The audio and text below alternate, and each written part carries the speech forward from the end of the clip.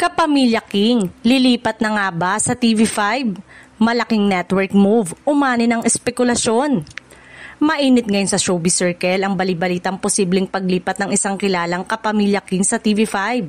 Ang nasabing aktor na itinuturing na isa sa mga pinakamalaking pangalan ng ABS-CBN ay kamakailan lamang ay kumalas na sa kanyang long-time management dahilan upang umusbong ang samot-saring espekulasyon tungkol sa kanyang susunod na hakbang sa industriya.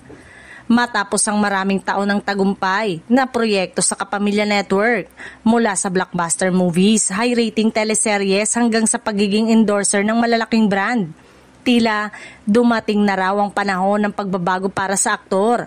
Ayon sa mga insider, may mga alok na raw mula sa iba't ibang istasyon kabilang na ang TV5 na patuloy na lumalakas at nagiging alternatibong tahanan ng mga artistang naghahanap ng bagong direksyon sa kanilang karera. Sa kabila nito, marami pa ring umaasang papipirmahin siya sa management ng ABS-CBN.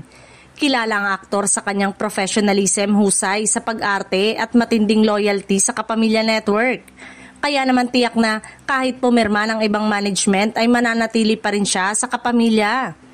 May ilang nagsasabing nakikita na raw siya ilang beses na nagmi-meeting kasama ang mga kinatawan ng TV5 pero nananatiling tikom ang bibig ng mga taong sangkot.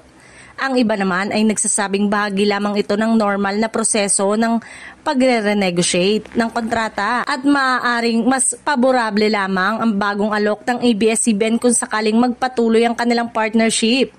Sa ngayon, tahimik pa rin ang kampo ng aktor. Wala pang opisyal na kumpirmasyon kung saan siya tuluyang pipirma, ngunit inaabangan na ng mga fans at showbiz insider ang magiging anunsyo sa mga susunod na linggo. Isa lang ang malinaw, ano man ang kanyang piliin, ang bawat galaw ng Kapamilya King ay siguradong babantayan ng publiko.